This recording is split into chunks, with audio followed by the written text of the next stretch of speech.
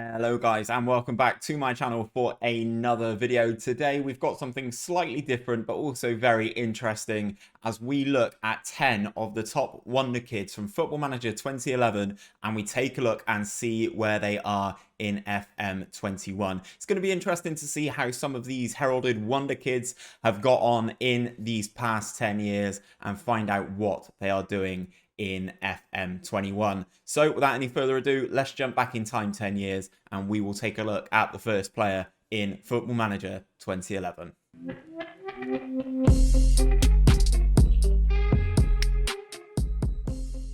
So then guys, first player we have on the list is a 17-year-old Alphonse Areola. Obviously, the PSG goalkeeper has some pretty impressive stats, aged just 17. He's got great handling, great one-on-ones, and great reflexes for someone so young. And given the shelf life of goalkeepers in football, he has a lot of growing to do. Whilst he has been heralded as the next Sime Vranje in his by the media, he has a lot of weight on his shoulders to be very good over the next 10 years. But obviously now he has just recently joined Fulham in the Premier League, so let's see where his career has taken him. So then guys, this is what Areola looks like in the current iteration of Football Manager. He is currently plying his trade at Fulham on loan from Paris Saint-Germain. So he is still based at the French club. And in the 10 years that is surpassed, he has 3 caps for France, 9 under-21 caps as well, and is currently valued at 15.25 million. If we take a look at his career stats, he has basically been at PSG the entire time, making a couple of appearances for PSG before loan spells at Lens, Bastia and Villarreal, before looking like he's sort of pinned down the PSG goalkeeping role for a certain number of seasons. He's obviously gone on loan last year to Real Madrid, where he made 4 appearances before, whilst basically as an understudy to Thibaut Courtois, and now, as I said, finds himself at Fulham. As you can see, these stats are a little bit skewy because I am currently in the middle of January in my save, so these aren't his current stats for Fulham in real life, but obviously he has made a decent start to life at the Premier League club, which are expected to struggle in the Premier League this season. So I have a feeling Alphonse Areola is going to be very busy this year. Second in this list then is Sime Vranje, the Croatian right back, available in game for under £1 million at 850k with his estimated value. He is currently 18 years of age, plying his trade at Dinamo Zagreb, still in Croatia. He's been capped twice by Croatia at youth level, and obviously does go on to have a relatively decent career with the Croatian national team. Whilst you look at his stats here, he is only 18 and his technical attributes aren't anything spectacular, but his already great mentals coupled with his fantastic physicals for someone so young gave him a promising career ahead of him. Let's jump into FM21 and see how he's got on. So then guys, in FM21 you can see he has had a decent career. He has moved around a decent amount, but it looks like he spent a majority of his time in Italy and in Spain since leaving his homeland of Croatia. Transferred for 4.1 million to Genoa in 2013-14. He went on to basically play the entire next few seasons for Sassuolo and Genoa before getting a £11.5 million transfer over to Atletico Madrid, where he spent a decent amount of time. He's had 1 season on loan at Inter Milan and is now back plying his trade in Spain. If you look at his current attributes, he's looking quite fantastic actually, and all the stuff that the SI have added in terms of his personality sort of heralds back to what you would have expected. His technical attributes have come along quite nicely. If anything, he's taken a little bit of a hit in his mentals and physicals, but as one of the best fullbacks out there, I'd say, still at 29 years of age. He's at 45 caps for Croatia as well. I think Sime Vranje has actually had a pretty promising career for someone heralded as a wonder kid 10 years ago. Next up, we have a young Scotsman by the name of Tom Kearney, who you guys will know obviously from his exploits in English football. In FM11, he was a 19-year-old Scotsman, attacking midfielder, decent wage, not valued at a extortionate amount for a 19-year-old. Technically, he looks pretty good. Mentally, he looks pretty solid as well. However, the young Scot has everything needed to be a great playmaker. He scores a lot of goals, he's got high dribbling, good first touch, nice passing technique, composure, creativity, determination, balance, stamina, everything you would need in FM11 to have a very, very good central attacking midfielder. Currently at Hull, let's see how he's got on. So we'll first of all start at his career history page. He's made his move from Hull. He's spent 3 years at Blackburn before being bought by Fulham when they were in the Championship for £3 million. He has since stayed with Fulham since the 2015-2016 season. A couple of seasons with them in the Championship, 1 season in the Prem, before being relegated back into the Championship, and now finds himself back in the Premier League. He's only had 2 caps for Scotland, which is very, very peculiar for a player with this much ability. I think he's turned out quite nicely. Whilst he is still playing in the Premier League, I don't necessarily think he has reached those wonder kid levels. And we move back to Dinamo Zagreb for yet another young Croatian. In FM11, if you couldn't afford to buy Luka Modric to pull the strings in your midfield, then Mateo Kovacic could well have been doing the exact same job for you a couple of years down the line. The little Croatian plays just behind the forward line and will cause problems for any defence with his ratings for dribbling, first touch, technique and flair. He's only being paid £5 a week at Dinamo, so you shouldn't have had too many troubles pulling him away from his homeland. Obviously, some players in this list have gone on to have fantastic careers, and Kovacic definitely is one of them, and you can see why he was touted as one of the best players in FM11. So taking a look at him 10 years later, you can see that he has gone on to make 61 appearances for Croatia and is still only 26 years of age. He's had a career which is spanned through various different elite clubs after leaving Dinamo Zagreb. He's had spells at Inter Milan, Real Madrid, and obviously most recently Chelsea. If you look at his attributes all across the board, I think Kovacic is a fantastic player. Not necessarily as attacking as he used to be, but has still a vast influence on games. Obviously, as I said, applying his trade for Chelsea right now in the Premier League. People are watching him week in, week out, and just look at some of his attributes for dribbling, first touch, passing, technique. His mentals are superb. Very, very nice physically as well. Great. Yeah, he may not have the best jumping reach, but I think ultimately Kovacic is a player who has reached and achieved the path set out for him by Sports Interactive 10 years ago. Next up, we have a striker from the Czech Republic by the name of Václav Kadlec. He starts his career in FM11 at Sparta Prague and hosts a lot of the attributes required for a natural-born goalscorer. He was available pretty cheap from Sparta Prague. He's fast, he's skillful, and is a good finisher. He's only 5'11", but has the ability to play up front and be a very competent goalscorer for your team. However, this is potentially one of the players who has not necessarily reached their potential in the past 10 years. So if we jump into FM21, whilst you can see he's not necessarily had the best of careers, he spent a lot of his time at Sparta Prague as a player and breaking through kind of in that season 11-12, scoring 3 goals in 14 appearances before maybe his breakout season was the following year, 14 goals in 26 appearances.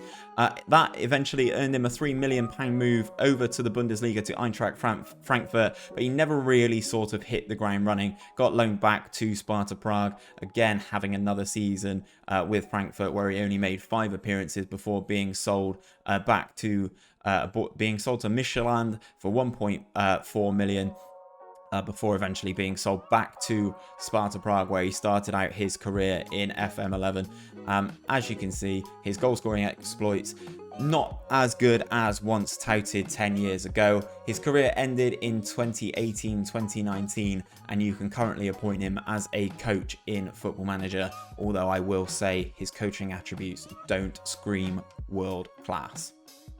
I think the next player on this list is a name that everyone who played Football Manager 2011 would have remembered. You have Joan Iturbe here. It's always good to kill 2 birds with 1 stone, and as he is a natural on both attacking midfield left and attacking midfield right, he is equally equipped to play on either side of the pitch. He's got a very strong left foot and a fairly strong right foot. He is exactly the player that so many of you would have been looking for. Considering the idea the general idea of a winger is that they dribble past their marker and deliver a dangerous cross. You'll be pleased to know that Iturbe had fantastic ratings for acceleration, dribbling and crossing, as you can see here. 15 dribbling on just a 17-year-old. He looked superb and heralded so much praise and would be a dream for any big European side. But where does he find himself now?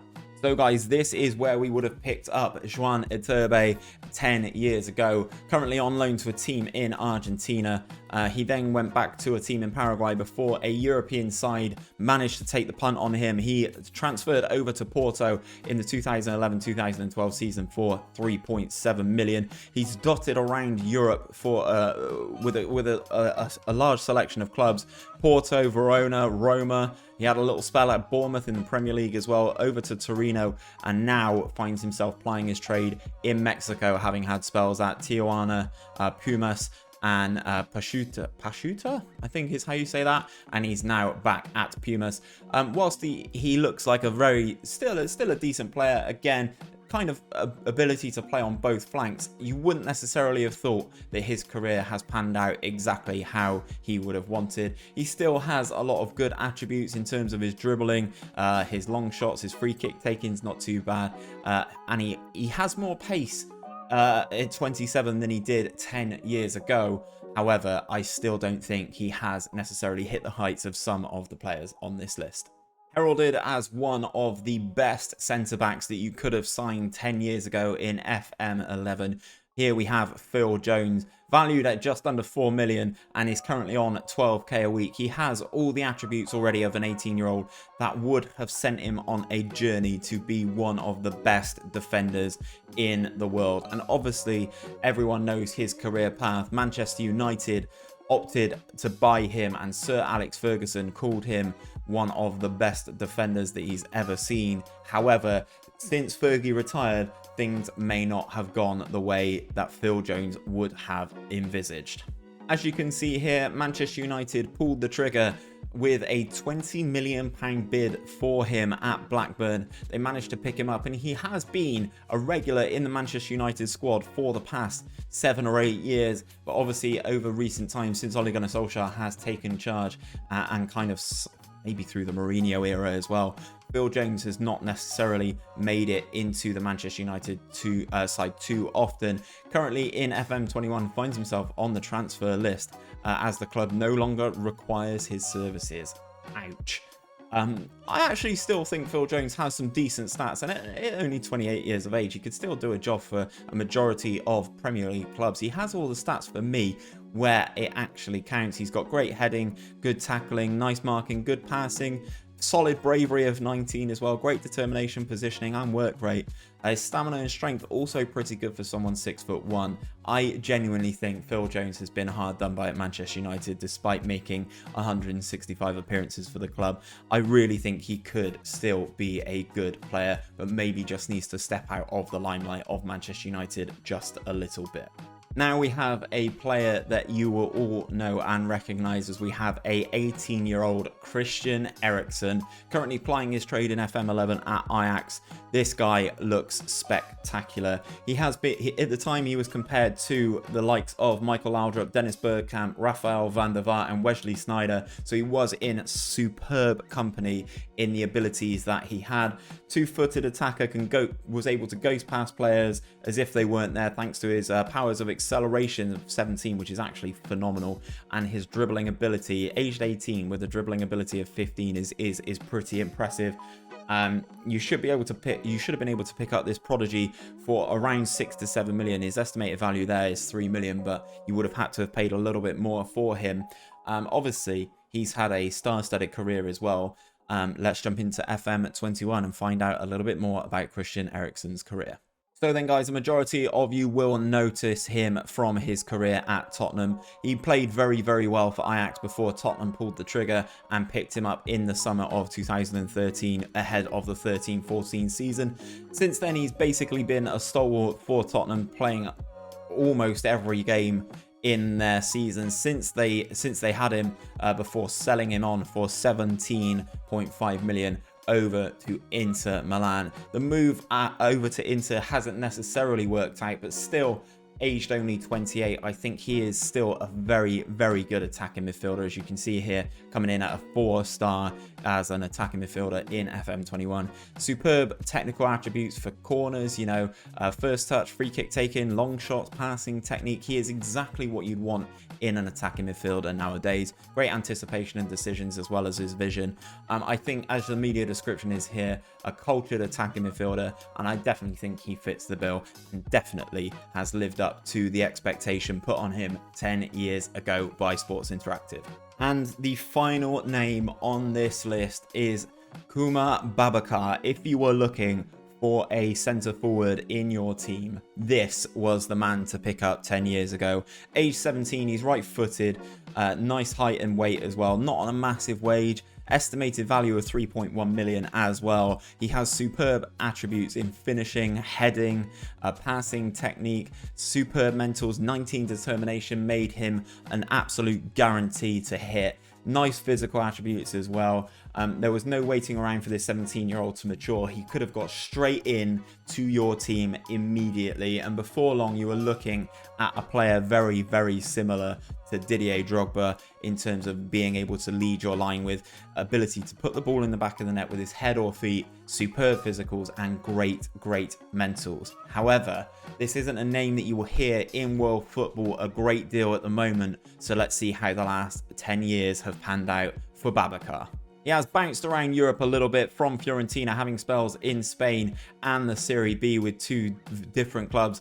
He has spent most of his time at Fiorentina before Sassuolo purchased him in 2018-2019. Whilst his goal-scoring exploits don't necessarily remind you of Didier Drogba, he currently finds himself plying his trade in Turkey.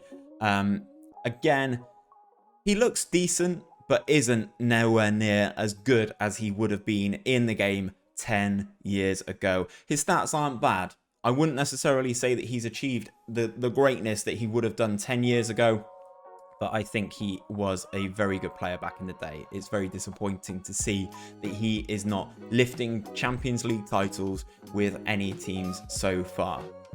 So then, guys, that's a little bit of a different video today. We took a look at some of the wonder kids from 10 years ago and saw where they were now. Some of them, the likes of Christian Eriksen, Kovacic, have definitely reached the heights that were expected of them 10 years ago. And some of them, most notably Babacar, definitely not.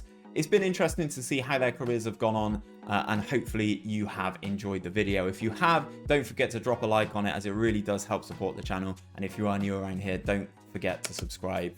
We are bringing out daily Football Manager content on this channel, so hopefully I'll see you for another video very soon.